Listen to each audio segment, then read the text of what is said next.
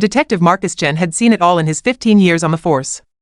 Or so he thought. It was a humid Tuesday evening in downtown Chicago when he responded to a disturbance call at the magnificent Mile Shopping District. A luxury boutique reported a suspicious individual loitering near their entrance. Chen arrived to find a tall black man in casual clothes, hoodie, jeans, and sneakers standing outside the store, speaking on his phone. Without hesitation, Chen approached aggressively. "Sir, I need to see some ID. Now." The man, David Morrison, calmly held up a finger, indicating he was on an important call. This infuriated Chen, who had already made assumptions based on nothing but appearance and prejudice. "I said now," Chen shouted, grabbing Morrison's arm roughly. "Officer, Morrison began, trying to remain calm, but Chen wasn't listening. Years of unchecked bias had poisoned his judgment.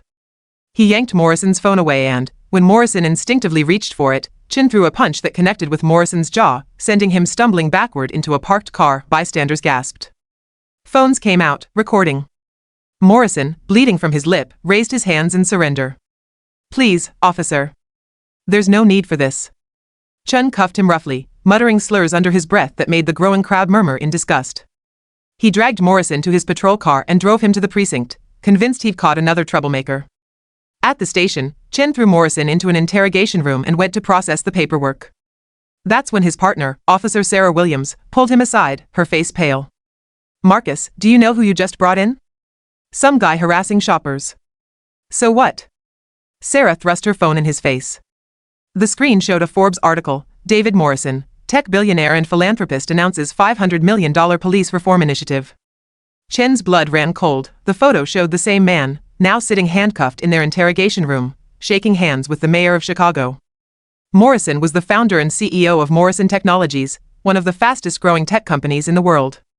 Worth an estimated $8.3 billion, he was also known for his charitable work, particularly his recent pledge to fund police training programs focused on de-escalation and anti-bias training across the nation. "Oh God," Chen whispered, his hands trembling, "but it got worse," Sarah continued. "He was in Chicago for a meeting with the police commissioner and the mayor.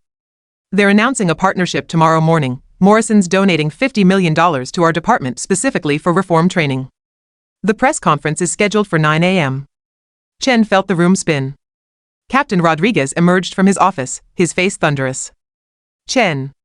My office. Now." Within the hour, the video had gone viral. 23 different angles showed Chen's unprovoked assault on one of America's most prominent businessmen. The hashtag Justice for Morrison was trending nationwide. The mayor called personally. The commissioner was apoplectic. Morrison's legal team was already preparing a lawsuit, not just against Chen, but against the entire department. Chen was suspended immediately, pending investigation.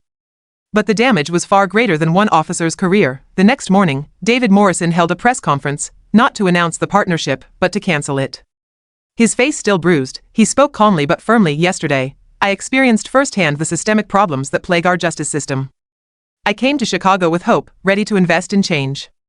Instead, I was profiled, assaulted, and humiliated by the very institution I sought to help.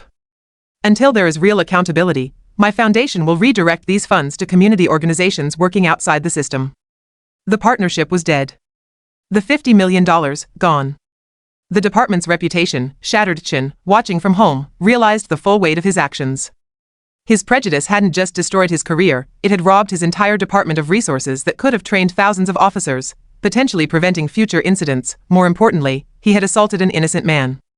A man who, despite his wealth and influence, was treated as a criminal because of the color of his skin. 3 weeks later, Chen was fired and faced criminal charges for assault.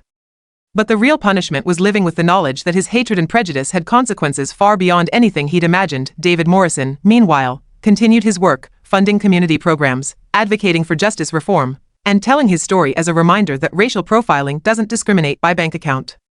Whether you're a billionaire or a student, in America, your skin color can make you a target, and sometimes, that lesson comes too late for those who needed to learn it most. A year later, Marcus Chen sat in a small community center, no longer a police officer.